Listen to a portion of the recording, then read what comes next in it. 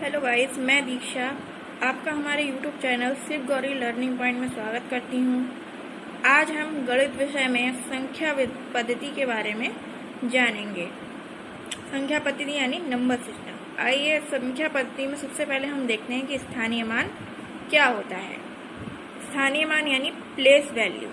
किसी संख्या में किसी अंक का वह मान जो उसके स्थान विशेष की स्थिति के अनुसार बदलता है, स्थानीय मान कहलाता है। देखिए, इसका मतलब समझिए क्या है। जैसे हमारे पास ये संख्या है, अगर हम इनमें सबका स्थानीय मान निकालें तो कैसे निकलेगा।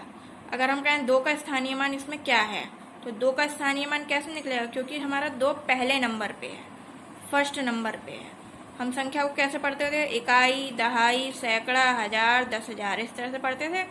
अब आगे भी ऐसे मतलब बढ़ता जाता है। तो दूसरा हमारा किस पे है, इकाई पे है। इकाई यानी 1 पे है। तो 1 का मतलब 2 की गुणा हमने किससे कर दी, 1 से कर दी, यानी 2 का स्थानीय मान हमारा 2 ही होगा। अब हमारा जो 4 है वो किस पे है, दहाई पे है। दहाई यानी 10, तो उसकी 4 की गुणा हमने किससे करी, 10 से। तो 4 का स्थानीय मान कितना है, 40।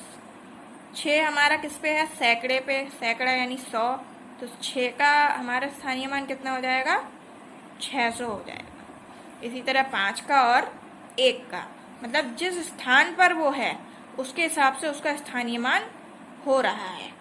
अगर हम इसी संख्या के अंकों को अलट पलट दें, मतलब आगे पीछे लिख दें, तो उसका स्थानीय मान क्या हो जाएगा, अलग हो जाएगा इन संख्याओं का। जैसे नंबर देखो सारे वही हैं, 1 था उसमें, 5 था, 4, 6 और 2, सब सारे नंबर वही हैं, लेकिन अब इनके स्थानीय मान में क्या आ जाएगा, अंतर आ जाएगा। एक का स्थानीय मान अब ये इकाई पे आ गया, ये दहाई पे आ गया, ये सैकड़े पे आ गया, ये हजार पे आ गया और ये 10,000 पे आ गया। तो 1 का स्थानीय मान क्या होगा, वही 1 गुणा 1 यानी 1 हो गया। पहले वाली संख्या में 1 का स्थानीय मान अलग था, क्योंकि उसका स्थान अलग था। यहाँ पे उसका स्थान अलग हो गया, इसलिए उसका स्थानीय मान भी बदल गया। 2 का स्थानीय मान क्या हो जाएगा, दहाई पे है यानी 10 पे है, 10 हो गया ये, तो इसकी गुणा किससे होगी, 10 से। तो 2 का स्थानीय मान हो गया हमारा 20। 6 का निकालेंगे तो सैकड़े पे है, तो 6 गुणा 100 यानी 600। इसी तरह आगे का निकल जाएगा। तो आपको समझ में आ गया होगा स्थानीय मान क्या है, यानी अंकों की स्थिति के अनुसार जो उनका मान होता है वो स्थानीय मान कहलाता है। अगर स्थिति बदल दी जाए तो उनका स्थानीय मान भी क्या होता है, बदल जाता है। अब जानते हैं जातीय मान या अंकीय मान क्या होता है, यानी फेस वैल्यू। किसी संख्या में किसी अंक का जातीय मान उसका स्वयं का अपना मान होता है, चाहे वह किसी भी स्थान पर हो। जैसे ये हमारी संख्या है, अगर हम इसमें 2 का जातीय मान पूछे तो 2 का जातीय मान 2 ही होगा, 4 का जातीय मान 4, 6 का 6 और 5 का 5, इसी तरह 1 का 1। मतलब अगर हम संख्या का क्रम बदल दें, जैसे ये हमने उस क्रम बदल दिया, तो भी इनका जातीय मान नहीं बदलेगा। 1 का 1 ही रहेगा, 2 का 2 ही रहेगा, 4 का 4 ही रहेगा, 6 का 6 ही रहेगा, 5 का 5 ही रहेगा। मतलब किसी संख्या में उसके अंकों का जातीय मान वही होता है जो उन अंकों का मान होता है। तो अब क्लियर हो गया होगा जातीय मान क्या होता है। आइए हम संख्याओं के प्रकार के बारे में जानेंगे। सबसे पहला प्रकार है इसका प्राकृतिक संख्याएं। वे संख्याएं जो वस्तुओं की गणना के लिए प्रयुक्त की जाती हैं प्राकृतिक संख्याएं कहलाती हैं। इन्हें n से प्रदर्शित करते हैं। मतलब अगर हम वस्तुओं को गिन रहे हैं या कुछ भी, कोई भी चीज को गिन रहे हैं, तो हम कहाँ से शुरू करेंगे, 1 2 3 4 5। इस तरह से जो हम प्राकृतिक रूप से वस्तुओं को गिनने के लिए या किसी चीज को गिनने के लिए जो संख्या यूज करते हैं, प्रयोग करते हैं, उन्हें हम प्राकृतिक संख्याएं कहते हैं। अगली देखते हैं पूर्ण संख्या यानी होल नंबर।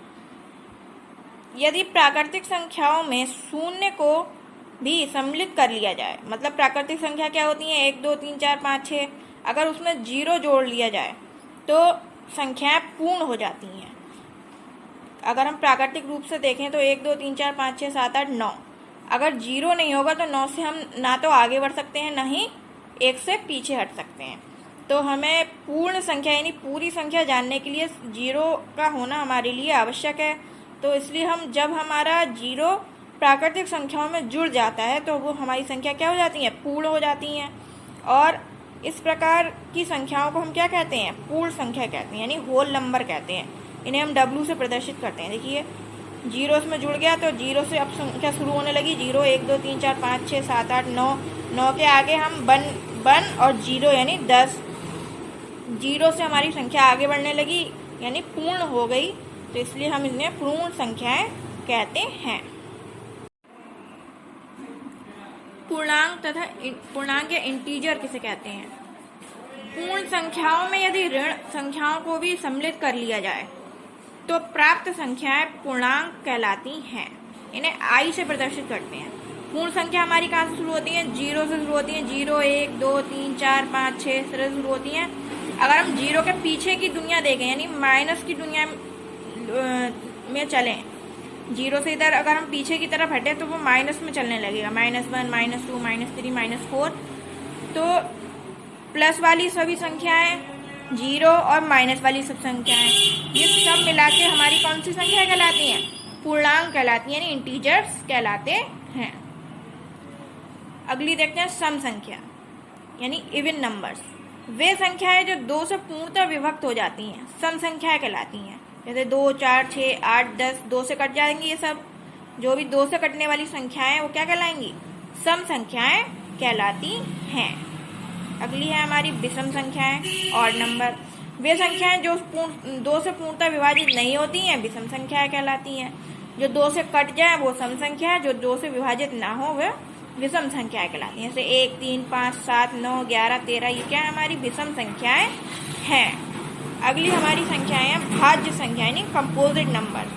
ऐसी संख्याएं जिनका एक और स्वयं के अतिरिक्त कम से कम एक गुणनखंड अवश्य होता है भाज्य संख्या कहलाती हैं। मतलब या तो वो 1 से कट जाए या अपने आप से कट जाए और उसके अलावा भी उसका कम से कम एक गुणनखंड और हो। जैसे 4 है हमारा, 1 से भी कट जाएगा, 4 खुद से भी कट जाएगा और इसके अलावा 2 से भी कट जाएगा, यानी एक गुणनखंड उसका एक ज्यादा हो गया। 2 हमारा जो है वो उसका एक तीसरा गुणनखंड हो गया, यानी 1 और स्वयं से कटने के अतिरिक्त भी उसका एक गुणनखंड है। इसलिए ये कौन सी संख्याएं हैं? भाज्य संख्या कहलाती हैं। इसी तरह 6 8 9 12, यानी 1 से कटें, स्वयं से कटें और उसके अलावा भी कोई ऐसी संख्या हो जिससे वह कट जाए तो वह भाज्य संख्या यानी कंपोजिट नंबर कहलाएगा। अगली है अभाज्य संख्या यानी प्राइम नंबर्स।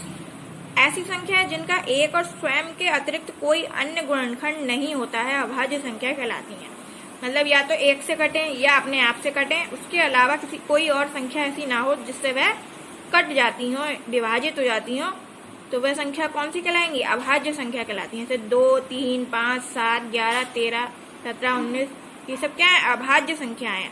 या तो 1 से कटेंगी, जैसे 2 है, या तो 1 से कटेगा या 2 से कटेगा। 3 1 से कटेगा और 3 से कटेगा। ऐसे ही 5 7 11, ये सभी संख्या ऐसी हैं या तो 1 से कटेंगी या फिर अपने आप से कटेंगी। उसके अलावा कोई संख्या ऐसी नहीं है जिनसे ये कटती हो। तो ये संख्या क्या कहलाएंगी? अभाज्य संख्या यानी प्राइम नंबर्स कहलाएंगे। अब देखते हैं परमेय संख्या यानी रेशनल नंबर। वे संख्याएं जिन्हें P/Q के रूप में प्रदर्शित किया जा सकता है परमेय संख्या कहलाती हैं, जहां P व Q पूर्णांक संख्याएं तथा Q 0 के बराबर कभी नहीं होता है। मतलब Q कभी 0 नहीं होता। P/Q मतलब बटे की फॉर्म में, जैसे 1/2 3/4 5/7। पूर्णांक संख्या का मतलब है कि वो पॉइंट में नहीं हो सकती हैं, हमेशा पूरी संख्या होगी। जैसे 1 अपने आप में पूरी है तो ये पूर्णांक संख्या है। जो हमने आगे पीछे पढ़ी थी इंटीजर, वो है पूर्णांक होनी चाहिए। माइनस हो सकती है, प्लस हो सकती है, और P 0 हो सकता है, लेकिन Q हमारा 0 नहीं हो सकता है। ये संख्या क्या कहलाती है? परमेय संख्या कहलाती है। अगली हम देखते हैं अपरिमेय संख्याएं, इर्रेशनल नंबर्स। वे संख्याएं जिन्हें P/Q की फॉर्म में व्यक्त नहीं किया जा सकता अपरिमेय संख्याएं कहलाती हैं। जैसे पाई, अल्फा, बीटा, गामा और अंडर रूट में जो संख्याएं होती हैं वे क्या कहलाती हैं? अंडर रूट, क्यूब रूट में जो संख्याएं होती हैं वे अपरिमेय संख्या यानी इर्रेशनल नंबर कहलाती हैं। ये नोट बना के कुछ लिख लीजिए पॉइंट्स, कभी कभी पूछ लेते हैं क्वेश्चन, 1-2 नंबर में आ जाते हैं। एक सबसे छोटी विषम प्राकृतिक संख्या है। विषम प्राकृतिक मतलब विषम भी है और प्राकृतिक संख्या भी है। अगर पूछा जाए कि सबसे छोटी प्राकृतिक संख्या है तो भी एक ही होगा, सबसे छोटी विषम संख्या तो भी एक ही होगा। तो सबसे छोटी विषम प्राकृतिक संख्या कौन सी है? 1 है। 2 सबसे छोटी अभाज्य संख्या है, मतलब 2 केवल 1 से कटती है और अपने आप से कटती है, उसके अलावा किसी अन्य संख्या से नहीं कटती है, इसका कोई अन्य गुणनखंड नहीं होता, इसलिए ये सबसे छोटी अभाज्य संख्या है। 4 सबसे छोटी भाज्य संख्या है।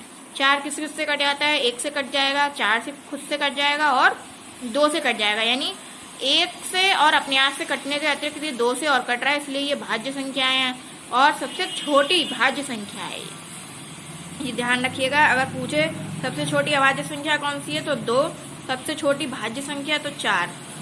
1 से 50 तक कुल 15 अभाज्य संख्या है। अगर हम 1 से 50 तक की गिनती में देखें तो हमारे अभाज्य संख्या कितनी है? 15 है। कभी कभी क्वेश्चन ये आ जाता है कि 1 से 50 तक कुल कितनी अभाज्य संख्याएं हैं। अब आपके पास इतना टाइम तो होगा नहीं कि आप उसको ध्यान से गिने और काउंट करके उसमें आंसर लगाएं, तो ये हमें याद होना चाहिए। 1 से 50 तक 15 अभाज्य संख्याएं हैं, जबकि 1 से 100 तक कुल 25 अभाज्य संख्याएं हैं। अभाज्य संख्या आपने पढ़ी ली 1 से और अपने आप से जो कटती हैं, वे संख्या 1 से 100 तक 25 हैं और 1 से 50 तक 15 हैं। थैंक यू फ्रेंड्स, आज के लिए इतना ही। नेक्स्ट वीडियो में हम देखेंगे कि विभाज्यता की जांच कैसे की जाती है। तो थैंक यू। अगर आपको मेरी वीडियो पसंद आई हो तो प्लीज़ लाइक करें, शेयर करें और मेरे चैनल को सब्सक्राइब करें। Thank you so much.